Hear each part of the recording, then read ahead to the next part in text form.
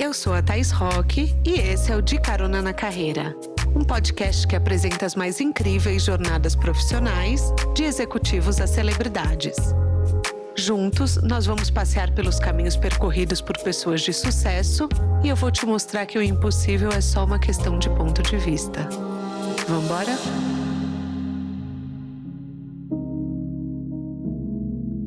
Toda semana, quase todo dia, alguém me manda uma mensagem querendo saber como se cria um podcast. De que maneira as pessoas conseguem ser parceiras de uma plataforma, se é possível ganhar dinheiro criando esse tipo de conteúdo. Enfim, são 1000 dúvidas que eu tento responder, embora, às vezes, eu acabe deixando passar. Mas agora a gente vai resolver essa demanda, ou pelo menos uma parte dela, porque eu sei que esse assunto é inesgotável. Conversando com alguém que entende muito do tema. Eu tô aqui com a Bárbara Zamberlan, que comanda a área de parcerias do Spotify. Sabe quando você vê algum creator no ranking do Spotify se gabando disso nas redes sociais?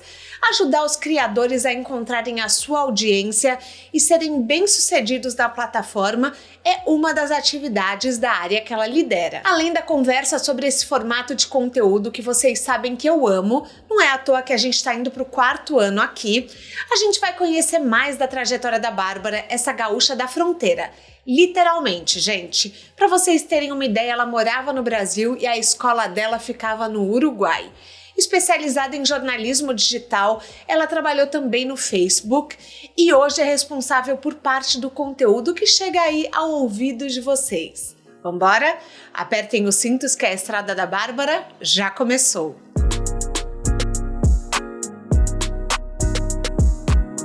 Bárbara, seja bem-vinda ao De Carona na Carreira. Quer dar um oi para os nossos caroneiros? Com certeza. Oi, caroneiros. Que prazer estar aqui com vocês. Nossa, estou muito feliz e muito empolgada para a nossa conversa de hoje. Não, gente, eu cacei a Bárbara porque assim, Bárbara não dá entrevistas, é super reservada, tem as redes sociais fechadas.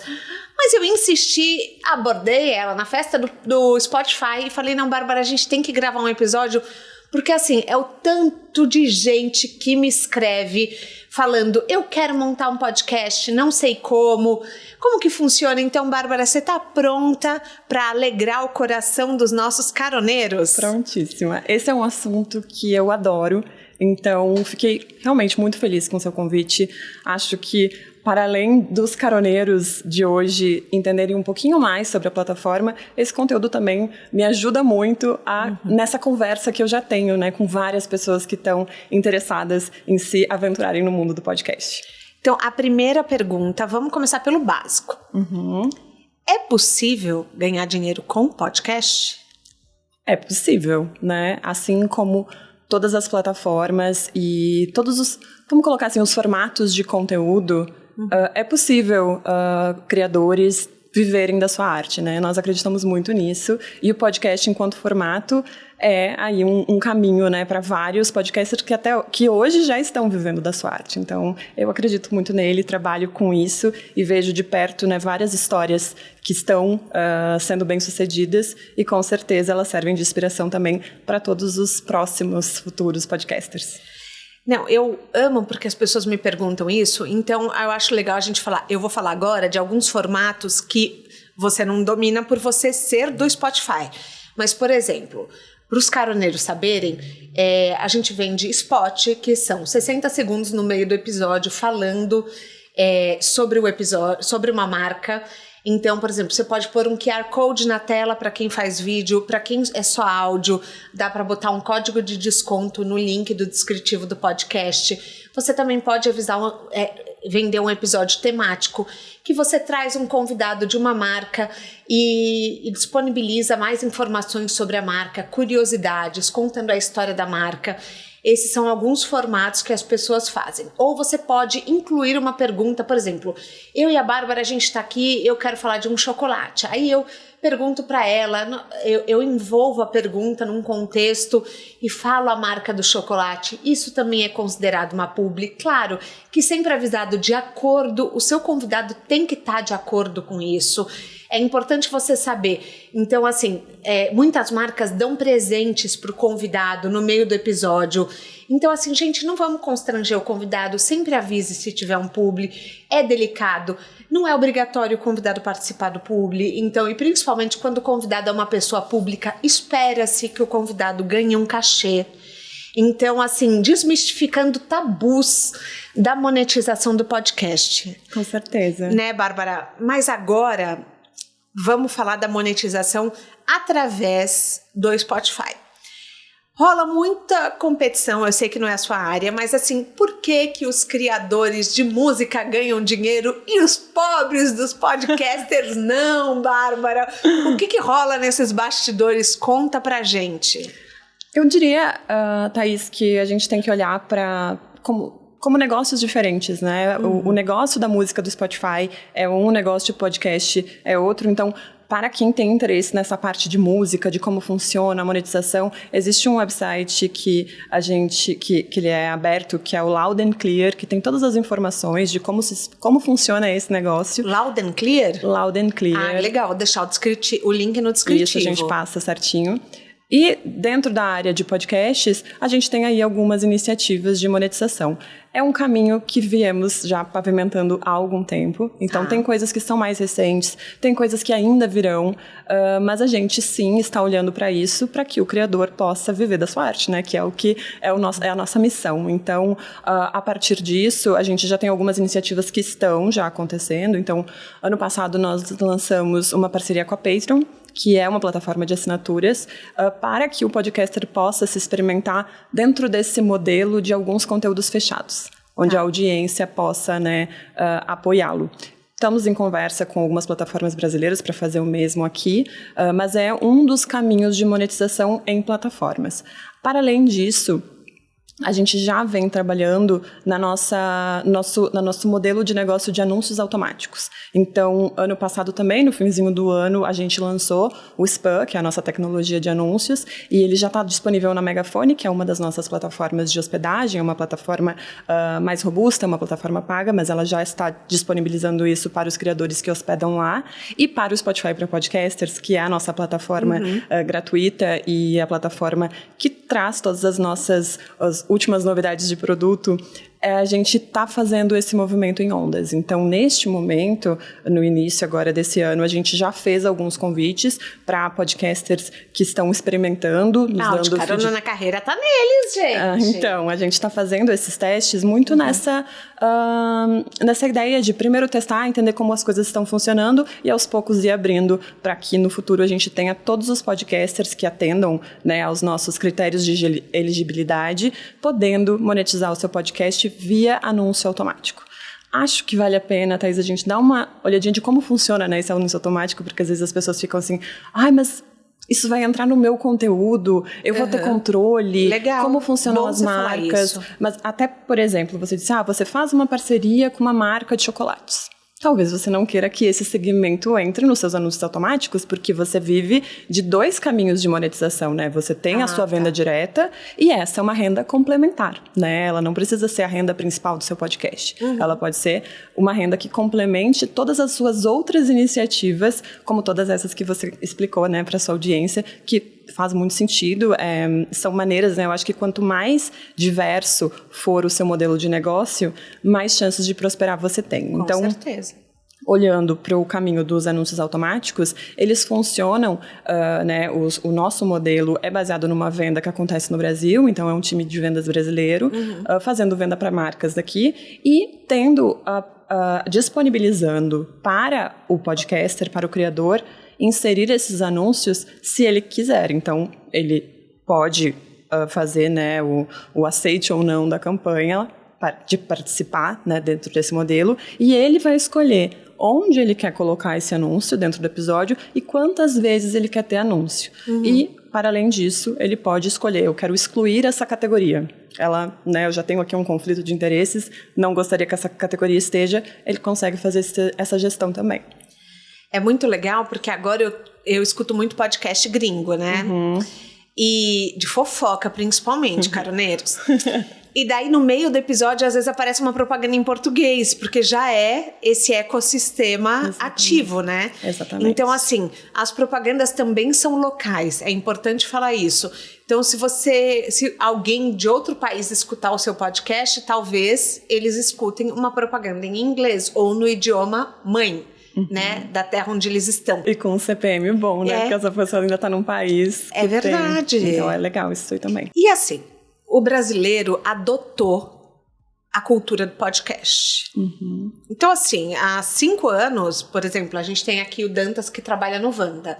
O Wanda é um podcast dinossauro, então ele está presente nas plataformas há muitos anos, mas as pessoas antes não tinham essa cultura. E o Spotify fez um grande trabalho para que a cultura do Brasil mudasse, né? Foi um trabalho de formiguinha que o Spotify se dispôs a fazer. Hoje tem muito podcaster. Ainda dá tempo de começar um novo podcast? Com certeza. A gente tem dados do ano passado, entre janeiro e setembro, mais ou menos, de um crescimento de ouvintes em 28% e de um crescimento de produtos, né, de shows em 36%. Então, assim, temos ainda apetite, tem muita gente se conectando. Eu vejo como um lugar ainda de muita experimentação e sou super positiva nesse sentido. Então, você acha que não é um mercado que saturou? É um mercado que, vambora, pode criar. A gente ainda percebe que existem áreas que poderiam ter mais porta-vozes, né, mais shows nesse sentido. Então, com certeza, eu não acho que seja um lugar de saturação. Pelo contrário, acho que ainda a gente tem muito espaço para novas conversas. E pelas pesquisas de vocês, quanto tempo tem que durar um episódio? Bom, esse é um assunto que sabe que muitas pessoas me perguntam isso também. Jura? Juro. Eu acho que é uma das perguntas que vem sempre. Eu faço muitas palestras, muito bate-papo em nome do Spotify para falar com essa comunidade. E essa é uma das perguntas mais recorrentes. Assim, as pessoas querem saber né, se um podcast muito longo é complexo, muito curto é ruim. E assim, E essa é uma resposta bem pessoal, de acordo com o que eu percebo, né, ao longo do meu trabalho. Mas eu entendo que não existe um tempo específico que vá determinar um sucesso. Para mim, o tempo está muito relacionado na estrutura do programa. Eu vou dizer para você que é mais interessante você ter uma estrutura de programa que seja consistente e que você também não fique fazendo... Eu acho que a estrutura ela conversa muito com essa coisa do tempo, porque um dia você fazer um podcast de 20 minutos, no outro dia você fazer de 1h30, certamente você não tem consistência na sua estrutura. Sim. E essa é a parte complexa. Não quer dizer que eu vou dizer para você, não, corta a entrevista porque o seu tempo é 1 hora, Thaís. Não é isso. Você tem uma estrutura que ela é fácil de identificar pela sua audiência. Então, por isso, as pessoas conseguem se conectar com o seu show até o fim. Você não está enrolando o público para ter mais tempo, ou você não está cortando no momento que você quer cortar porque tem que respeitar o tempo. Eu acho que você precisa se conectar com a estrutura, com a sua receita de bolo. Vamos colocar assim? Tá. Então, quanto mais receita de bolo quanto mais você seguir a sua própria receita de bolo, mais fácil para a sua audiência vai ser se conectar e saber o que esperar desse programa, né? Que ele não fique assim, um dia uma coisa, outro dia outra, porque né, a conexão ela acontece com consistência, né? Não, eu concordo. E eu acho importante a gente falar, por exemplo, tem o Não Inviabilize, beijo, Deia, que já esteve aqui. Que às vezes tem 20, 25 minutos, e tem o Podpah, o Pod Delas, que duram 2 horas. É uma coisa assim, que realmente não existe a resposta certa. Mas você entende que você já percebe, você já sabe dizer que o Não Inviabilize tem 20 minutos e o Pod Delas tem 3 horas? Sim. Você já entendeu, e eu acho que o mais importante é isso, é o seu público entender qual que é o seu tempo. O que esperar, Até porque as pessoas se programam, né, Thaís? Tem gente, assim, que leva 30 minutos até o trabalho e já sabe que vai escutar o programa X porque ele tem 30 minutos e ela está organizada para isso.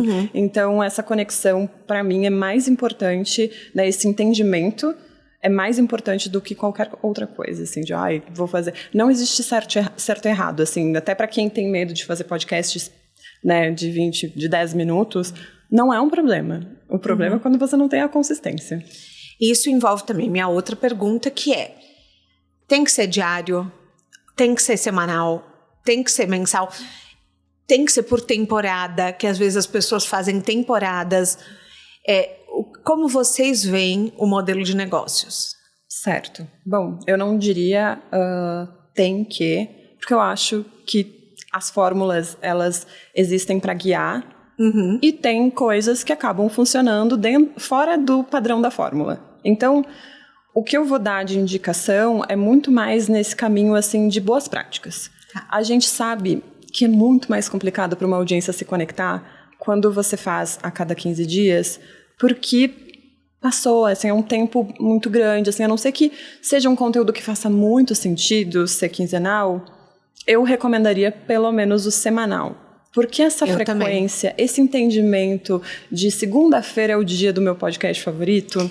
Eu tenho isso. Você tem? Tenho. Eu tenho total. Eu falo, gente, hoje é sexta-feira, acontece isso. Então, hoje é quinta-feira, o meu podcast preferido, que é o Comments by Celebs, tá no Spotify, que é de fofocas kardashianas, tem um monte de coisa. Eu me inspirei neles para criar o Kardashian Cast. Então, eu sei que eles publicam segunda, quarta e sexta. Exato. Quando a audiência entende quais são os dias e sabe dizer, é sinal que o seu podcast está fazendo sucesso. Porque as pessoas já sabem quando esperar, já estão lá ansiosas.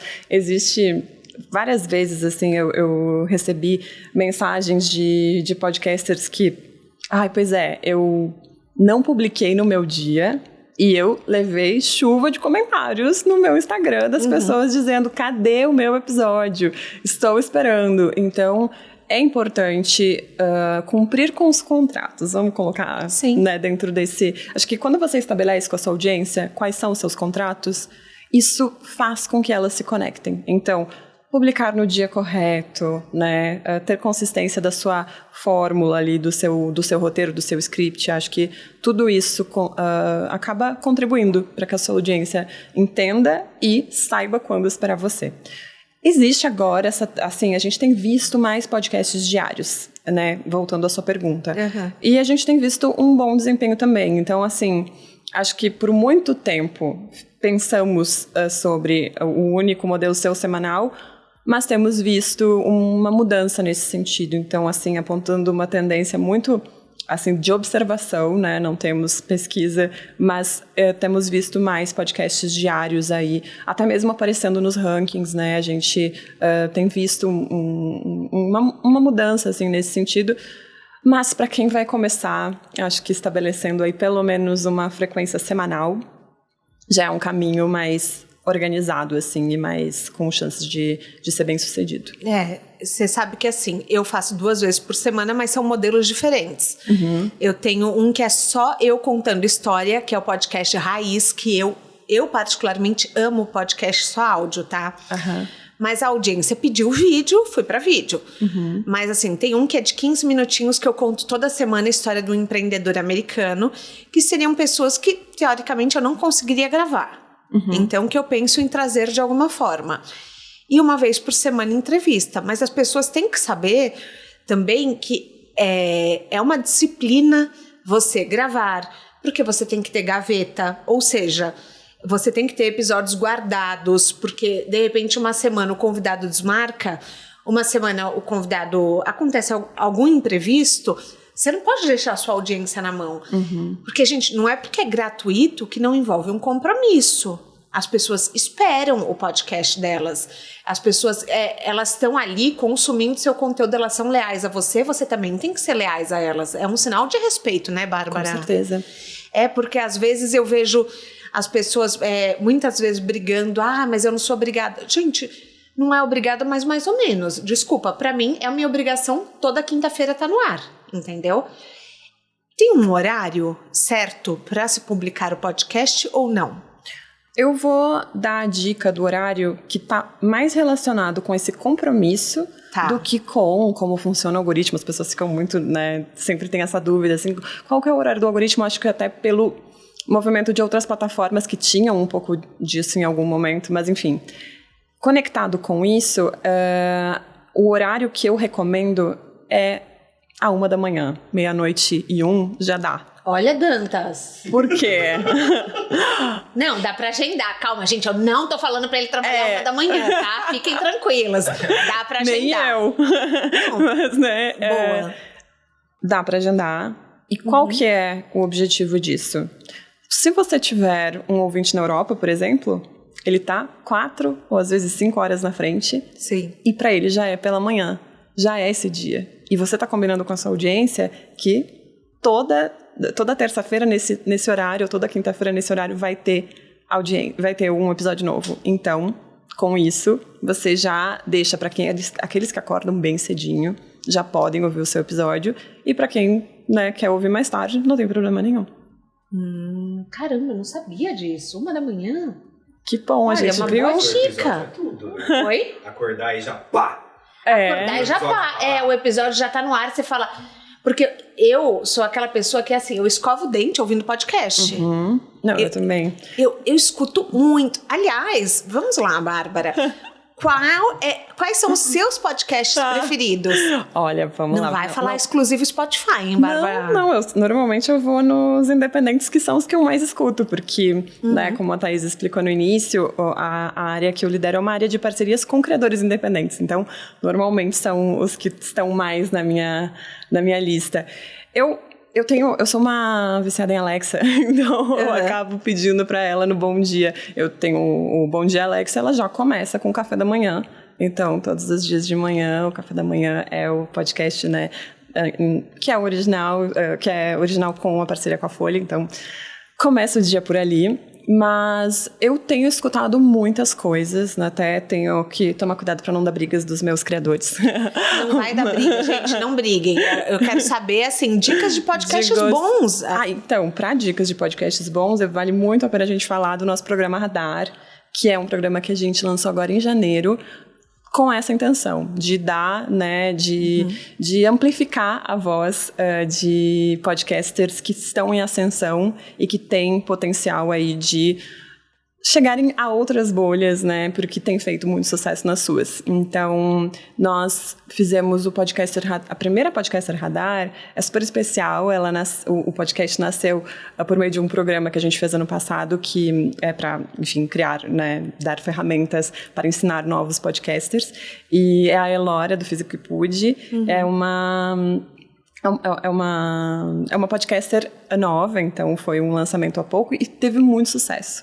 E em janeiro ela foi escolhida para ser a nossa Podcaster Radar, onde a gente deu visibilidade, fez, né, um trabalho aí de PR, de marketing bem bacana, e com isso ela super alcançou resultados muito, muito legais. Aí no segundo mês a gente fez em fevereiro o da Ju Cassini, que é de True Crime, que é assustador, misterioso e bizarro. Então ele vem nessa pegada de True Crime, que tem vários, eu gosto. A gente tem aqui no Brasil o Modus Operandi, que é super consolidado, que é muito legal, da Carol Damabê. A gente tem né, estrelas aí em ascensão, a gente tem o Casos Reais com a Erika Miranda, a gente tem vários nesse sentido que são muito legais. Você gosta desses de True Crime? Gosto, não de noite, né, mas gosto. Não, pelo amor de Deus.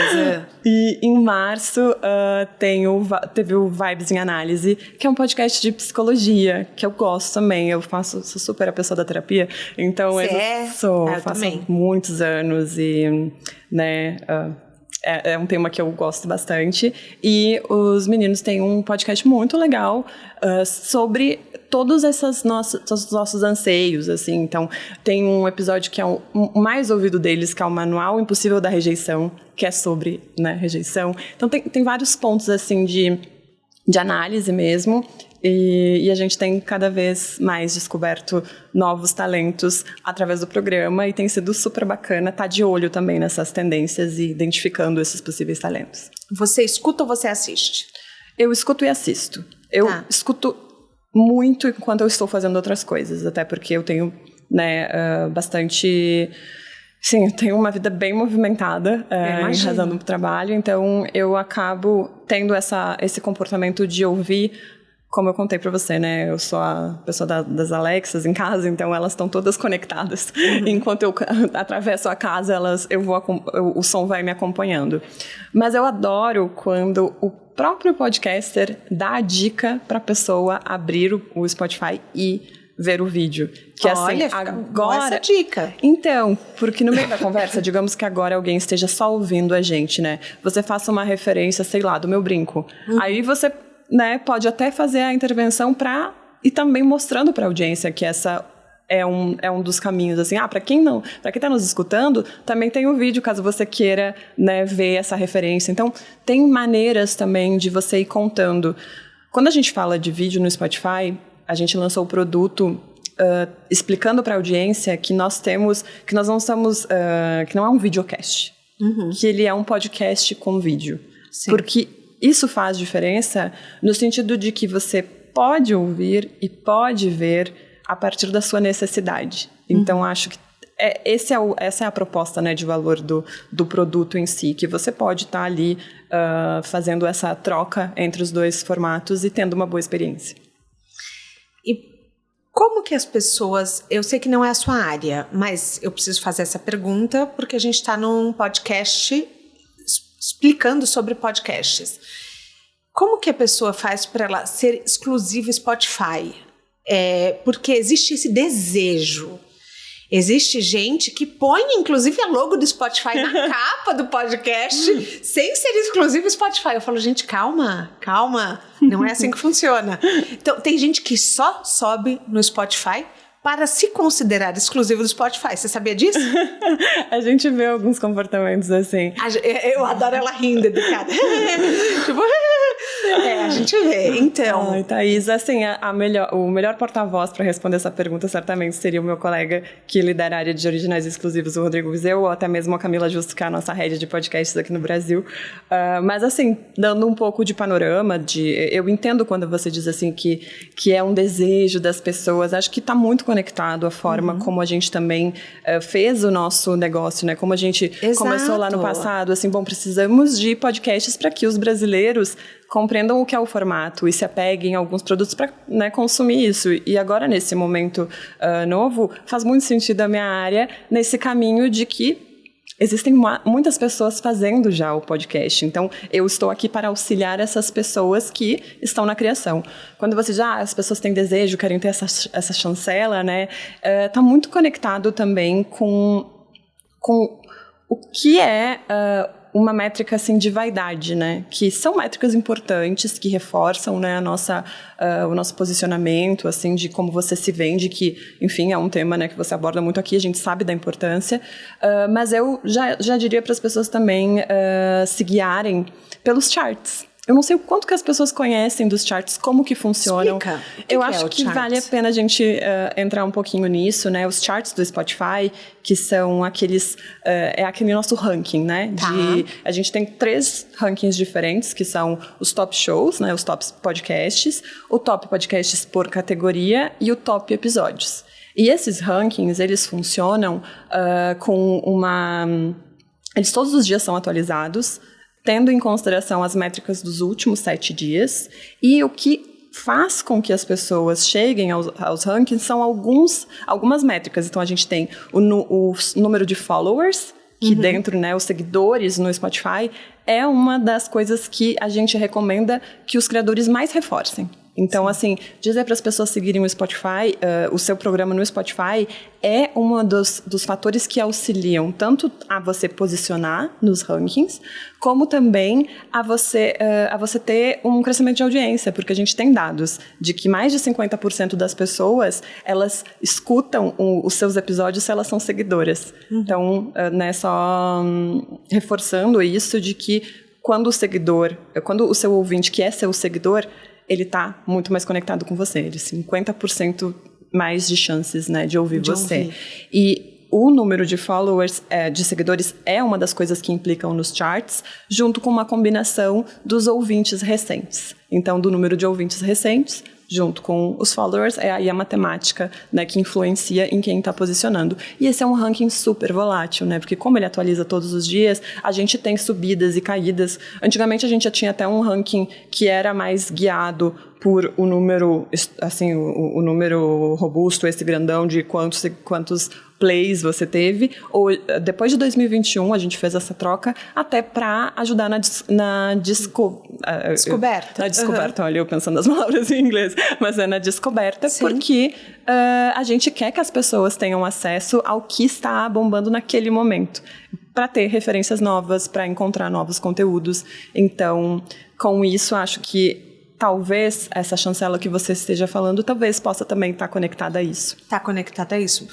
E daí, tem pessoas que são comunicadoras, que estão lá toda semana, mas também existe a possibilidade do empreendedor abrir um podcast para ele se tornar um especialista na área. Uhum. Então, às vezes a pessoa, nem é o objetivo dela tanto ter um podcast para se comunicar, mas para se fixar na área dela como uma pessoa expert, né? Então, eu queria, assim, quais são os modelos de posicionamento que você vê no podcast? Por exemplo, o comunicador, que é o entrevistador mesmo, aí tem o especialista, o que mais que tem? Bom, assim, acho que os grandes pilares é ou o comunicador ou o especialista, né? Uhum. Esses são os mais básicos, assim. Mas eu entendo que a pessoa, ela não faz um podcast para virar um especialista, né? Acho que ela precisa, para virar um especialista, ela precisa estar munida, né, do entendimento, do aprofundamento da questão que ela está trazendo, né, da área que ela está se propondo a falar sobre. Eventualmente, a pessoa vai entrevistar especialistas e cada vez se conectar mais com esse tema e estar, né, e acabar... enfim, se posicionando como uma pessoa que entende do assunto e que representa o assunto. Então, acho que esse movimento é muito legal. A gente vê, por exemplo, mesmo o Vibes em Análise, né, que são de psicólogos, né, de terapeutas, e é um programa que dá para eles uma chancela de que eles falam do assunto. Sim. Então, muito provavelmente, daí venham novos clientes, pessoas que querem se atender com ele. E isso acontece em várias áreas, né? A gente vê médicos fazendo podcast. Mas... eu acho que é um movimento muito natural dessa nossa geração de redes sociais, né? Onde as pessoas acabam trazendo o seu conteúdo para o digital, muito nessa intenção também de fortalecer, né, as suas, o seu nicho de trabalho. E acho que o podcast, sim, é um ótimo caminho para isso. Eu também acho. Não, eu acho que é muito importante. E as pessoas... também você oferecer para o seu convidado os cortes também é muito interessante. As pessoas gostam de postar, as pessoas gostam de se posicionar como especialista nas áreas delas. Então, as pessoas que você convida também é um prestígio ser convidado para um podcast. As pessoas gostam disso. Com certeza. Então, eu acho importante a gente falar dos muitos benefícios que o podcast traz, além da monetização. Né? Com certeza, né? Porque realmente vai te dando uma visibilidade e um posicionamento que muitas vezes um post na rede social passa ali, você nem vê e você acaba não engajando. O podcast é uma conversa de mais minutos, de mais tempo, você consegue aprofundar, né? Tem um podcaster que é meu amigo lá do Rio Grande do Sul, que é o Potter, que ele tem o Potter Entrevista. Sim. E o Potter me diz assim, eu faço esse podcast para aprender. Porque todas as semanas eu tenho que estudar um tema, conversar com alguém. E é uma forma de eu me manter atualizado todo o tempo. Então, para além, né, de quero ter uma monetização, óbvio, você quer ter um modelo de negócio, quero ter visibilidade, me tornar uma autoridade, mas eu também quero estar informado. Sim. E por dentro. Então, tem vários caminhos, né? E concordo com você, essa possibilidade que o formato traz, desse aprofundamento, desse espaço para uma conversa, ele certamente é o diferencial né, do podcast frente a outras formas de distribuição de conteúdo. Eu já tentei impulsionamento via Instagram e fui super boicotada pela plataforma. Então, assim, eles não entregavam os meus posts, não foi algo que financeiramente valeu a pena. Existe algum tipo de investimento que o podcaster pode fazer para ele aparecer mais ou crescer? Eu acho que vale a pena a gente falar sobre crescimento e táticas de crescimento, né? Legal, vamos falar. Eu dividiria as táticas de crescimento em 2 pilares. Um que é mais interno e outro mais externo, que tem a ver com isso que você está falando, né? Quando a gente coloca do interno, eu entendo que a gente tenha que ter um conhecimento de como, de como você lê os seus dados. Então, olhar para os dados, entender qual que é o seu público, qual que é o gênero principal de ouvintes do seu podcast, qual que é a idade média que o seu público tem. Então, entrar nesses detalhes de entender o seu público é o primeiro passo para que você possa, né, aprender com quem que você está falando. Depois disso, olhar a parte de conteúdo mesmo. O que deu certo, o que deu errado. Olhar para o seu episódio mais ouvido e tentar entender tendências e comparar ele ao seu episódio que não foi tão bem. Então, o que eu fiz aqui, o que eu fiz ali, né? Então, olhar para essa parte mais interna de dados mesmo, acho que esse é um caminho bem importante.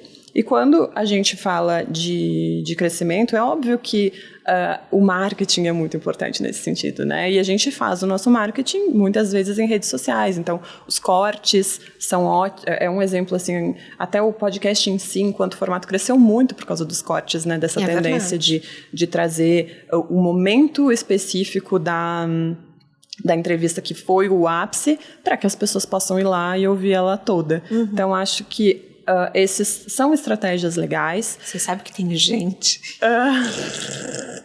que finge, né? Que finge. Que contrata um estúdio só pra gravar cortes. Na verdade, eu não vou me manifestar, Thaís. Não, gente, mas isso é tão engraçado. Porque daí você vê nos comentários assim, qual podcast é? Qual episódio é? E a pessoa não responde. Ela não responde, gente, porque ela contratou, ela está dentro de um estúdio gravando aqueles cortes. Então ela fala frases de impacto para viralizar nas redes. Então, assim, fiquem sabendo que existe esse mercado também. O mercado de cortes, estou contando para vocês. Eu não incentivo. Você não incentiva, ninguém incentiva. Aquilo devia ser proibido, gente, porque é uma vergonha. Eu acho que se a pessoa já contrata um estúdio e já tem frases de impacto, bora fazer um episódio, me chama pra gente conversar. Exatamente, mas a pessoa quer se posicionar. Então, bom, o que mais? Os cortes são muito bons. Os cortes são bons. Acho que nessa linha do cortes, acho que vale a pena a gente reforçar, né, do formato de vídeo no Spotify, que a gente fez o lançamento, mas eu ainda recebo muitas perguntas de, mas tem vídeo no Spotify? Você tem vídeo? Sim, ainda acontecem essas perguntas. Mas você sabe que eu também, as pessoas me perguntam, onde que eu assisto? Porque eu uso muito mais o Spotify do que o YouTube. E eu sempre falo, no Spotify dá pra assistir.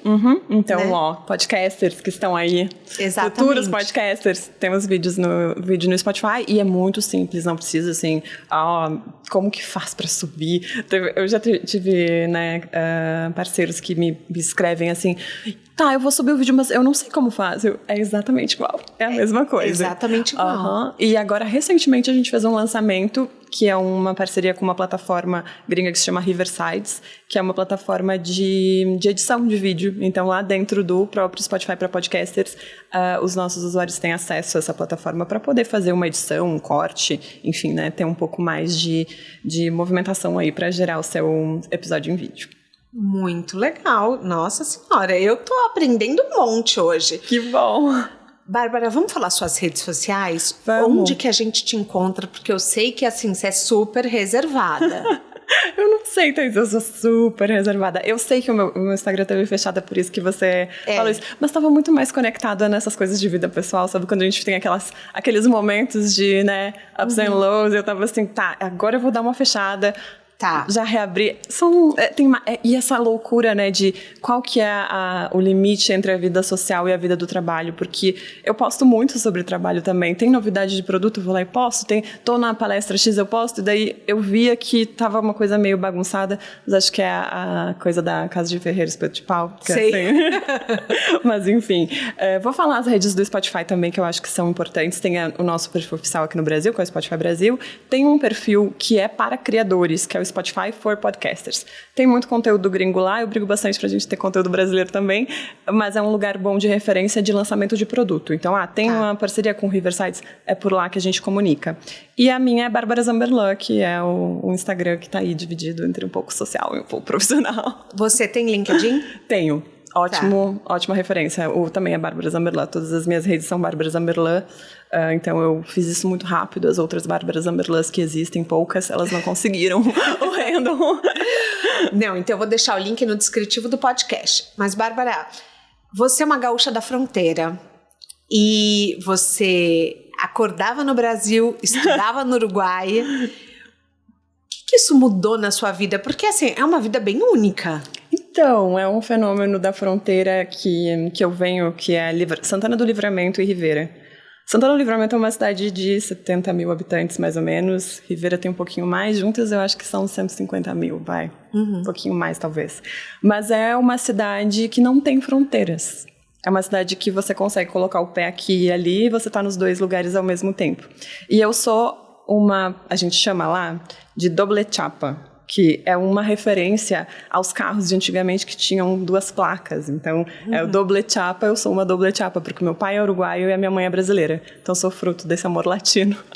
E vivi nessa cidade até os meus 17 anos e estudei no Uruguai, porque o colégio do Uruguai, naquela época, tinha toda a parte do meu pai também queria que eu aprendesse o espanhol e era um pouco melhor, era um colégio que tinha um pouco mais de ênfase em aprender línguas, então eu aprendi o inglês lá e tinha, enfim, um pouco mais de recursos e eu acabei estudando lá até a 7ª. Aí depois eu fui estudar no Brasil e, enfim, passei um perrengue com o português.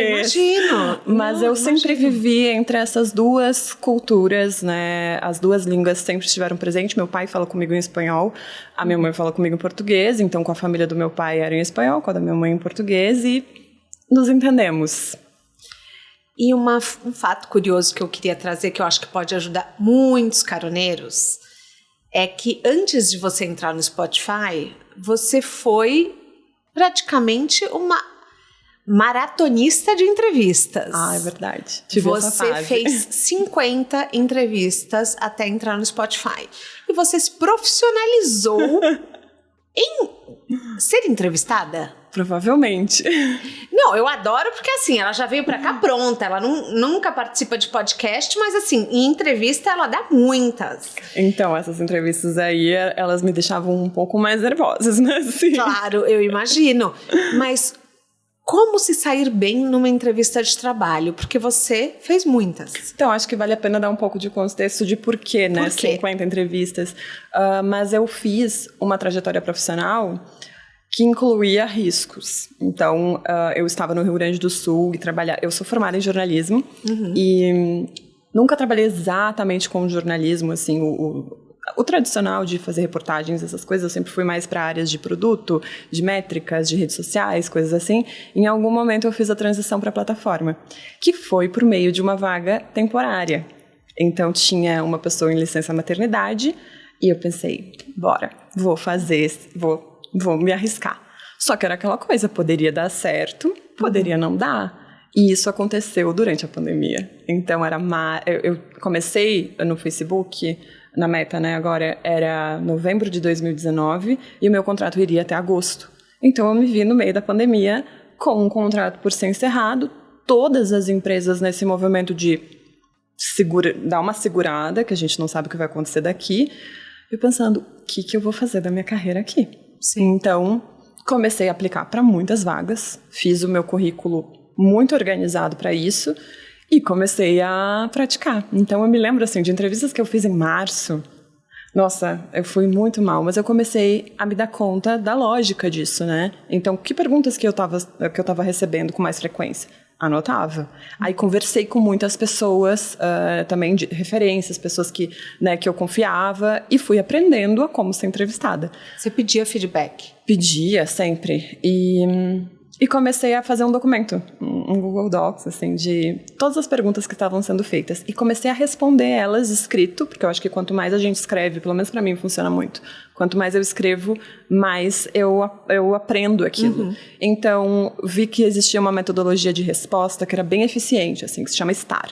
Então, é Situation, Task, Action and Results. Vamos em português. Vamos. Situação, tarefa, ação e resultado. Tá. E eu comecei a fazer respostas bem organizadas dentro dessa metodologia. Então, quando a pessoa me fazia uma pergunta para eu contar uma história, eu não ia assim, então, quando aconteceu... Eu já ia assim, a situação que eu tinha era X. A ação que eu fiz foi Y.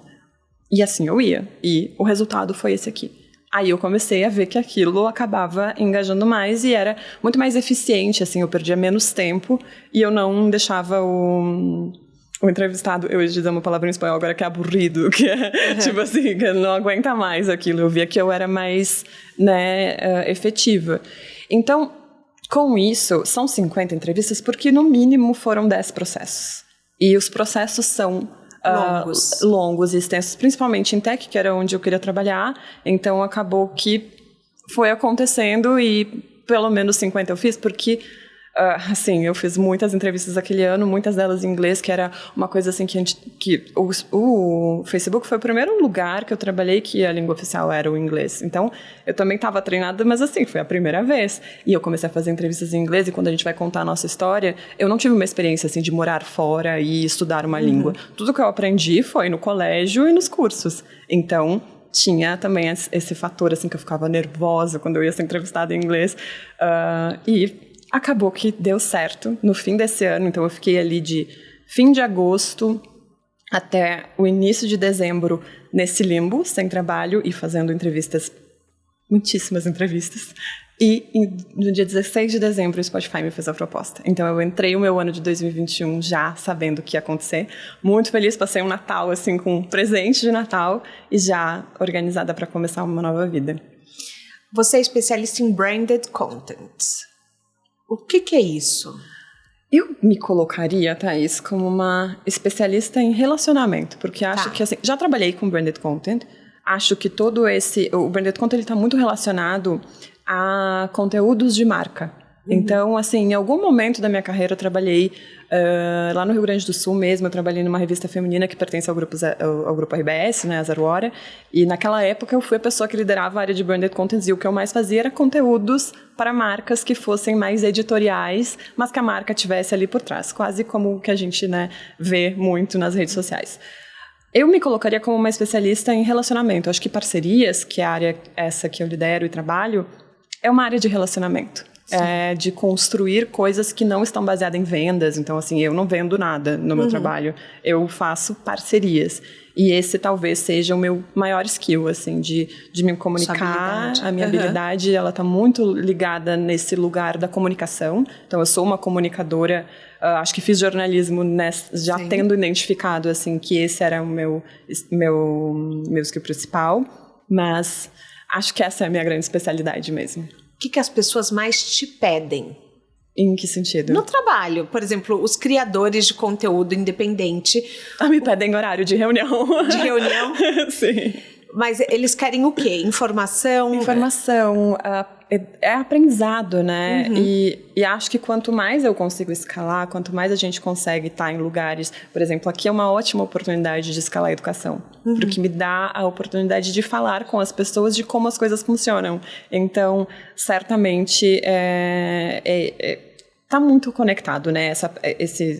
Esse meu foco em relacionamento, ele também vem de um aperfeiçoamento em como educar, né? Acho que a educação ela sempre esteve também presente na minha carreira, em outros momentos até mais. Eu, por muitos anos, dei cursos Na época eu falava de SEO, que são técnicas de posicionamento no Google, e eu falava com jornalistas. Então eu vinha com tecniquez para jornalista que só gosta de conteúdo.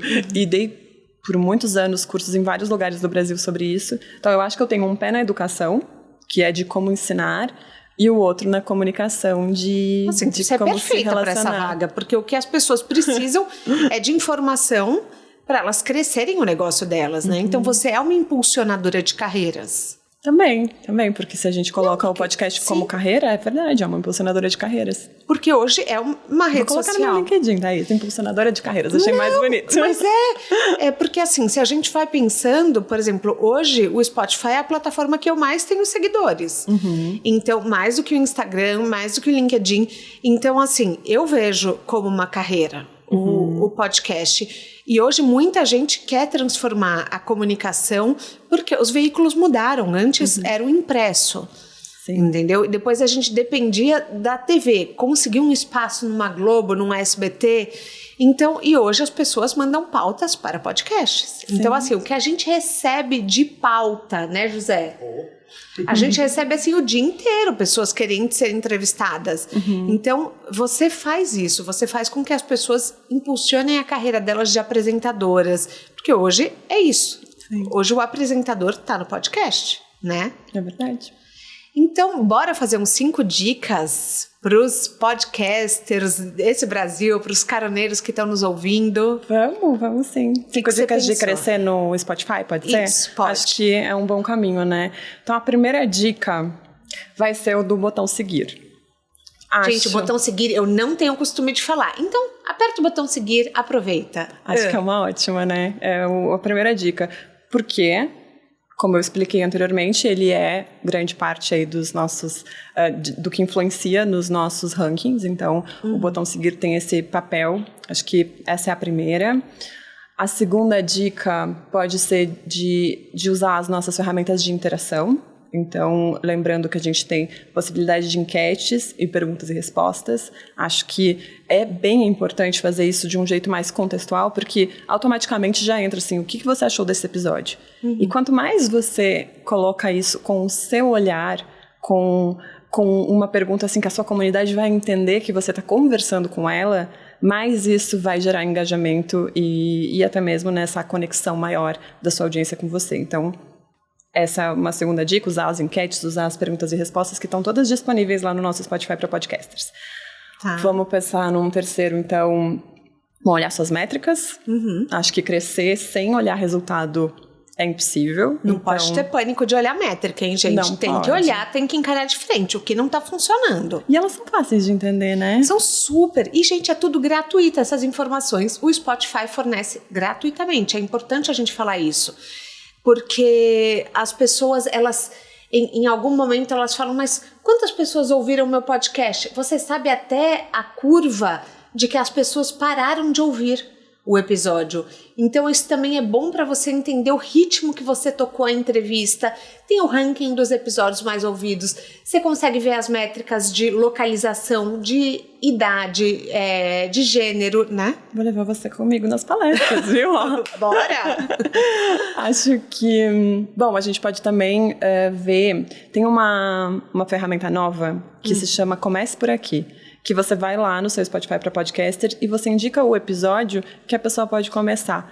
Isso é muito bom para quem vai conhecer você. Que legal! Porque normalmente talvez o seu último episódio não seja o mais fantástico de todos que você já fez. Sim. E se você dá a dica para a pessoa de por onde ela pode começar, talvez seja um bom caminho também dela. Nossa, eu adorei esse podcast novo que eu ouvi. Então essa pode ser a quarta. E a quinta, eu acho que vale a pena a gente olhar para fora, né? Ver aí, os cortes são ótimas maneiras, é uma ótima maneira de fazer isso, né? De gerar repercussão, de gerar visibilidade para trazer as pessoas para o podcast. Vou incluir uma sexta, vai? Oba! Existe uma coisa que eu vejo muito nos podcasts gringos, né? Você também acompanha vários, e que eu vejo pouco aqui. Mas é essa conexão entre podcasts mesmo. Então, você fala de carreira. Tem o podcast lá da Óbvios, que é o Corre Delas. O Corre Delas. O Corre Delas também fala de carreira. Como que vocês, né, podem também colaborar entre uma... Talvez você grave um spot, coloque lá, elas gravem um spot, coloquem cá, vocês só trocam e vocês conversam com um público que tem interesse no assunto e que pode também vir a ouvir vocês, porque eu tenho certeza de que existem pessoas que estão super conectadas com o seu podcast e que têm muito apetite para ouvir mais sobre esse tema e que poderiam estar lá, como da mesma forma acontece lá. Então, já dei aqui o exemplo, mas serve para todos os outras temáticas de podcast. Não, e eu acho que é um espaço colaborativo. Gente, ao invés de pensar, tal podcast no ranking é meu concorrente, vocês têm que pensar que você ocupa 60 minutos da vida da pessoa numa semana. O restante, ela vai ter que ouvir outros podcasts. Lidem com a realidade, amores. Não é que ela passa a semana inteira esperando para ouvir um podcast. Você quer quanto mais pessoas viciadas em podcast existam, melhor. Então, não tenham medo de popularizar outros podcasts. Vá a outros podcasts também, se disponibilize, ajude pessoas a crescer. Então, vá em podcasts menores que os seus, vá em podcasts maiores. Essa dança, esse networking é muito importante, né, Bárbara? Com certeza. E o que é sucesso para você? Essa é super complexa, né? Eu sei que você sempre faz, então me programei, né? Pensei, nossa, não, vou pensar sobre esse tema. E é verdade que por algum tempo eu fiquei assim, perguntando para pessoas que eu admiro, assim, o que é sucesso? E fui ouvindo de várias delas e pensando assim, mas assim, para mim, talvez não seja exatamente isso. E acho que enfim, eu sou, como eu contei para você, né, eu faço muita terapia e pensei muito sobre o meu sucesso, né, porque como você contou, eu venho lá da fronteira, lá do finzinho do Brasil. Até os 24 anos você nunca tinha andado de avião, né, Bárbara? É verdade, sim. Eu fui fazendo passinho por passinho a minha trajetória. Em todas elas, na maioria do tempo, eu sempre tive medo dos meus desejos, assim. Eu sabia onde eu queria estar, eu sabia que eventualmente eu iria estar, mas ao longo esse processo foi um processo de dor, porque ele é um processo de, ao mesmo tempo que a gente deseja, a gente perde, né? Desejar implica perda. E para mim, que tô com a família toda lá, que agora quando eu vim para São Paulo mesmo, estou perdendo de ver o meu sobrinho crescer, estou perdendo de ver a minha mãe envelhecer, estou perdendo de conviver com a minha família mais de perto. Tem várias perdas nesse processo de desejar. Só que, para mim, o sucesso está muito nesse lugar de quando a gente banca os nossos desejos. Então, estar aqui, viver essa vida que eu desejei para mim, sem culpas, sem, né, claro que um pouquinho de culpa a gente sempre tem, mas estar bancando o que a gente quer, para mim, tá aí o sucesso. Nossa, eu amei essa resposta. Foi muito. Eu acho que eu vou levar na terapia essa semana. A pauta da minha terapia vai ser bancar os meus desejos. Eu antes de responder tive que fazer a minha sessão para ver se o meu analista estava de acordo. Sander, eu preciso de uma sessão para a gente falar sobre essa resposta. Mas eu acho que é isso, assim. Tem muito a ver com todas as coisas que, né, com bancar as coisas que a gente realmente quer para nossa carreira, para nossa vida. A gente tem um quadro aqui que chama Pneu Furado, que é assim, toda estrada tem seu erro, só que às vezes esse erro acaba sendo bom pra gente, acaba sendo melhor do que um MBA. Que erro que hoje já aconteceu na sua carreira que você é grata? Eu acho que todo o nosso aprendizado ele vem dos erros, né? Então, assim, eu já errei muito, Thaís. Já, com certeza, vou ter aí várias histórias de erros. Eu me lembro que no Rio Grande do Sul, no início da minha carreira, eu era muito conteudista, então eu não via muito modelo de negócio nas coisas. Eu fazia as coisas pelo espetáculo do conteúdo. Eu me lembro que uma vez eu reuni não sei quantas misses do Miss Brasil, Miss Rio Grande do Sul, para comentar o Miss que ia acontecer ao vivo no Facebook da 0 Hora, e aquilo ia dar uma audiência absurda, e o meu chefe foi categórico. Ele disse, mas qual que é o modelo de negócio disso? Mas eu tô com todas as misses aqui, não me interessa para quem é que a gente vendeu isso, aonde que a gente capitaliza esse conteúdo maravilhoso. E é isso, eu fui aprender o negócio um pouco mais tarde. Eu era muito boa de conteúdo e eu fui me tornando uma executiva aos poucos.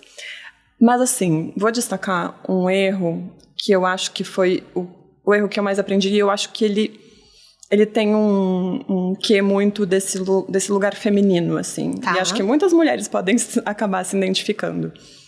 Eu sou uma pessoa que eu não gosto de chegar chegando, sabe? Ocupar assim, os espaços, ser muito expansiva. Eu respeito muito os espaços, mas eu tenho a sensação de quando eu entrei no Facebook, que foi a minha primeira experiência numa tech, que veio com muitos aprendizados, e parecia que eu tinha que aprender a trabalhar de novo. Mas pelo fato de ter sido uma vaga temporária, talvez eu tenha chegado muito humilde. E não olhando para isso, assim, eu acho a humildade um valor muito importante, mas talvez o que eu tenha me colocado com um tamanho menor do que eu tenho. Perfeito. E acho que isso acabou sendo refletido da forma como as pessoas me enxergavam lá. Eu me lembro que uma das últimas entrevistas eu estava entre o Spotify e a Meta. Eu entrei num processo seletivo de uma vaga que eu desejava bastante, e eu fui até a última entrevista com o diretor da área, assim. Então eu passei por um processo longo, né, super intenso, e eu me lembro que eu quase passei. Eu cheguei a receber um e-mail, assim, certamente ficou entre eu e outra pessoa. E naquela entrevista eu fui muito bem. Eu estava muito preparada. E eu tenho em mim, talvez seja uma crença, de que talvez eu não tenha conseguido aquela vaga porque eles me conheceram com um tamanho que eu disse que tinha, que não era de fato o meu tamanho. Foi porque eu fui muito respeitadora. E eu acho que isso não... Assim, quando eu fui para o Spotify, eu já tinha isso em mente. E eu já fui com o tamanho que tenho. Acho que a gente não tem também que fingir tamanhos que não temos. Nossa, mas lindo isso. Mas eu acho que é muito importante. Assumir a nossa grandeza, né? Exato. Assumir, assim, que... Não nos colocar num lugar, assim, tão... Ai, eu não quero incomodar, não quero... Sabe essa boa menina, assim? E eu acho que é isso que eu trago muito forte, assim, de não me comportar como uma boa menina. Porque... Muitas de nós, até acho que tem a ver assim com... Recebemos atenção por nos comportarmos bem. E eu não quero mais fazer isso. Acho que já fiz muito e me policio bastante para não fazer isso. Para não tentar atenção por estar me comportando bem e por fingir assim, não vou atrapalhar, eu não tenho espaço para isso. Não, eu tenho este tamanho aqui e eu tenho voz, eu quero dar minha opinião. E acho que isso certamente é o que eu faria diferente. Segunda resposta que eu tô, uau. Essas respostas finais, hoje eu tô assim, passada. Na sua mala de viagem. Um livro, um filme que você recomende, não precisa ser sobre carreira. Certo. Bom, o livro eu vou indicar o do Vibes em Análise, que é o podcast. Que legal! Que gente, tem que ouvir Vibes. Então, eles me presentearam com o livro e é muito interessante. Tem a ver com esse tema da psicologia, como vocês puderam perceber, só essa pessoa da análise. Então, acho que é um ótimo livro. E de filme, eu até vim um pouco pensando sobre isso. Tem vários filmes novos, né, que eu recomendaria. Mas eu vou falar de um filme que me marcou muito, que acho que é uma super identificação, que é o Lady Bird, da Greta. Tá, você acredita que eu não vi? Então... Você vai lembrar de mim quando você ver. Jura? Porque ela é de Sacramento e eu sou de Livramento, né? E é uma história de uma menina que tem um desejo que ela não consegue explicar de ir embora, de criar as suas asas e ir.